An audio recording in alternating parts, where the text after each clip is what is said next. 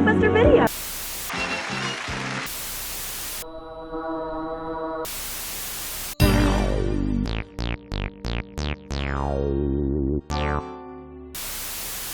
The video revolution brought about a shift in the way we think about media. For the first time, it was ours in a very uniquely personal way. While early 8mm and 60mm cameras were available to rent or purchase, and home movies as a concept had been around since the invention of film, video cameras offered the complete package of both home and commercial use. It was like buying into the system. The VCR and video camera gave you an endless ability to play back and record media from broadcast or everyday life. But as time passes and new technology comes to take the place of the old, VHS and early digital formats left our cultural landscape. But like all things, what is old is new again. We're seeing a major revival of vintage technology and analog formats in the post-pandemic era. These forms now codified into aesthetics, their replication a new kind of interaction. It's similar, but not the same. We're using this technology in a new way, changing the way we think about it. No other genre marks this change in public consciousness better than found footage horror, a genre deeply connected to the medium it's created on. From vintage to new, how do we deal with the analog in fiction? Found footage as a genre interacts with analog video in an incredibly interesting way. It almost unknowingly charts a history of the kind of changes our culture had with this introduction to new technology. Found footage existed before it, but I think video interacts with it in a new way, mainly in the idea of authority and reality. Analog film, with its much larger barrier to entry, cost point, and general separation from the consumer market at large, has an air of sophistication about it. To be shooting on it, you're qualified. You know what you're doing at the very least. Video, on the other hand, was fast, easy to get down, and handles a lot of the little adjustments for you. Autofocus and white balance, hot swappable tape media, and a general ease of access feel lent the video camera to the layman. Not that it was in any way worse, just different. With this accessibility came a new twist on an old concept, the found footage movie. Contemporary pieces like The Blair Witch, The Last Broadcast, and even more experimental pieces like the McPherson tapes or Grave Robbing for Morons utilize this conception to authenticate their realness in the minds of the audience. Through visual tears and frame drops, a sense of materiality shines through. This film is not just a piece of fiction, but something that you actually have to parse through to find the fiction. In her article, Found Footage Horror and the Frame's Undoing, Cecilia Said perfectly encapsulates this concept. The found footage horror, however, goes beyond such claims. Films are not presented to us as inspired by real events. They're supposed to constitute the audiovisual documentation of these events. What we see, we are told, are real people, not characters based on them. This combination of work's uncertain fictional status and low production value playfully collapses the boundary separating the depicted universe from reality, and by extension challenging the ontological status of fictional film as self-contained object. The framing, especially of technology, creates a new kind of emotion in the audience. We see from a perspective that's closer to us, that asks us to consider it a part of our own world. Alexander Heller Nicholas speaks on this in her book, Found Footage Horror Films, Fear and the Appearance of Reality, where she speaks on found footage pieces' tendency to pull audiences forward, where fact and fiction are blurred. The horror is amplified, shifted closer to the audience, and has become reality. It's like videos we've made ourselves, watched before. It's amateurish lending to its connection to reality. A mix of reality and fiction, the familiar and strange, the real and the unreal. The Blair Witch Project perfectly captures this distinction. As our team begins their production with both a video and film camera, they use them for different purposes. The film camera is used for the documentary segments, Heather's manner of speaking changing to fit the more professional feel, and the video camera being used for the more interstitial segments and supposed BTS footage. During the video sections, for most of the movie, we're seeing something that's been slotted into the reel, as the real story behind a documentary gone wrong. The video camera, even in the context of another film, is used to capture this more real content, the unscripted backstory, the reality of the shoot. As time has progressed and analog video has gone by the wayside, we've seen a new kind of cultural interest in the technology. The early 2020s were marked by a shift in the digital horror space, one that leaned on the technology of the past in a new field of battle. Analog horror seems to have taken over the internet, recapturing the look and feel of analog media from the comfort of the 21st century. The rough angles and difficult workflow morphed into filters and Premiere presets. The Mandela Catalog, the FNAF VHS series, Gemini Home Entertainment. These theories thrive in a new internet landscape that has recaptured this look as aesthetic, the grit reintroduced intentionally.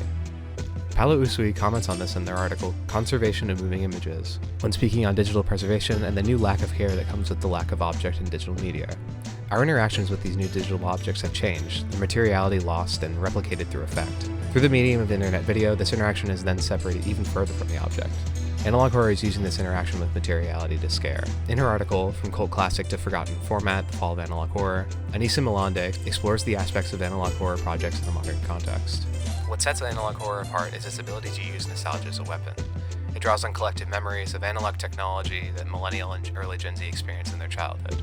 Fuzzy images, PSAs from television, and lost episodes of cartoons. Rather than using these features as a form of authorization or of material object, they're used as a weapon of nostalgia. Rather than an association between the camera and the amateur, we are associating the camera to a specific time period in which it's contemporary. Modern pieces look back on the past, utilizing it both as a canvas for developing fiction that plays with reality, as well as utilizing personal or non-personal nostalgia to scare in a new sort of way. The Gemini Home Entertainment episode Game for Kids perfectly conveys this nostalgic twinge many analog horror series utilize. Contextualized as a tape about games kids can play, we are shown increasingly strange games, ending in a ritual as kids go running out into the woods, most likely not returning. The beginning of the video pulls us in, reminding the viewer of childhood memories of video days at school or PBS Kids content, speaking directly to the viewer. The overbearing hum of playback overpowering most sounds, almost like a fan or white noise. These elements, the characteristics of this period of technology and development, lulls us into a sense of security in the past. But our memory is corrupted, the past shifted and morphed before us into strange horrors we never realized were there. As the video ends, the cheering kid sound effect is slowed as a car is swallowed up by a mass of tentacles.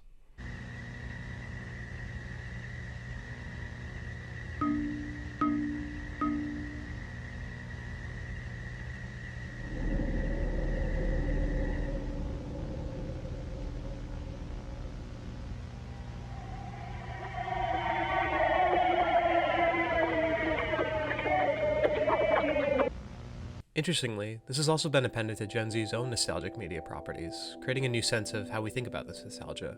In the Walton Files, we see through assorted videotapes and archives the story of a family operating an animatronic restaurant and arcade, though its animatronic characters may be more sinister than they appear. The series takes very obvious inspiration from the Five Nights at Freddy's series with its setting and characters, but totally spins its story through its presentation. Lead character Sophie Walton struggles to remember her past as the daughter of the restaurant's owner and operator, and all the traumas that came with that. Her memories are recontextualized through these strange videos as we come to learn more about her, with its analog tears and grains standing in for the failure of memory and the fading of the past.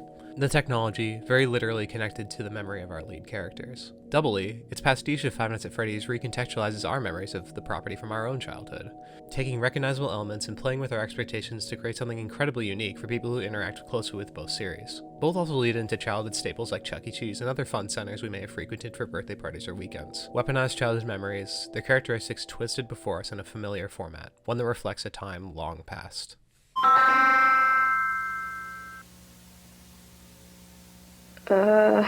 See, I told you this game was a little broken. I can tell. You know, I keep thinking about bunny smiles. It sounds so familiar. This game is bringing back so many memories, but it's so hard to just remember exactly. Like Malante implies, there's something comforting about analog media, at least for a population that existed around it.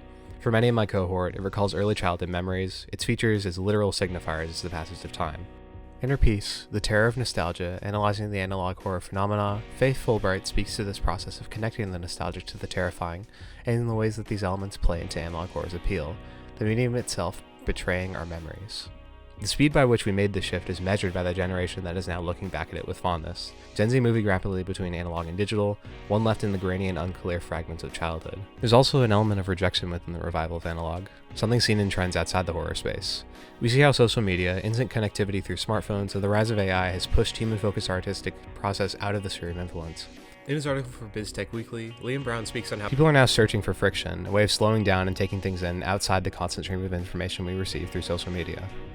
The analog provides this intentionality and a feeling of the real, the digital seemingly disconnected from the average person. While nostalgia is often rose-tinted, maybe a shift away from these platforms and towards a form of the past would be an improvement. Consumer hostility and design additivity plague the digital.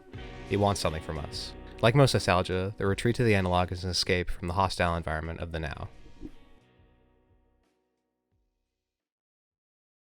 Though, that's not to say that nostalgia ends with the analog. The window of memory draws closer, and the cycle continues to bring new technology into the nostalgic spotlight. Digital horror has come to replace analog horror within the zeitgeist. Horror creators playing with older internet aesthetics and mid-2000s video compression. Chainmail Chasers, People Still Live Here, and the Lacey series all deal with this early web mode.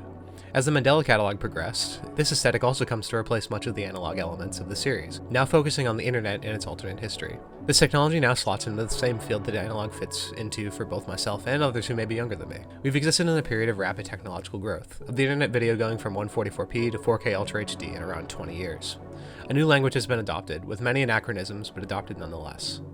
It's a similar reaction, the safety in a time when you were younger, the world seeming less complicated. Is there any way I can get you out of my head? Jesus Christ. Jesus Christ. Stop. Stop.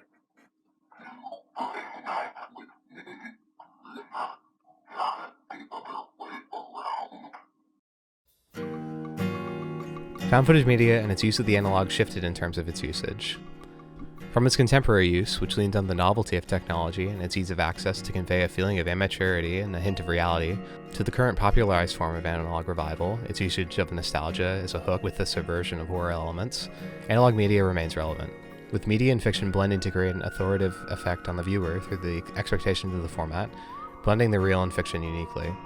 We see how the same medium, across time, thinks about itself differently. We connect with found footage because it feels real. It presents itself as real in a way no other fiction does.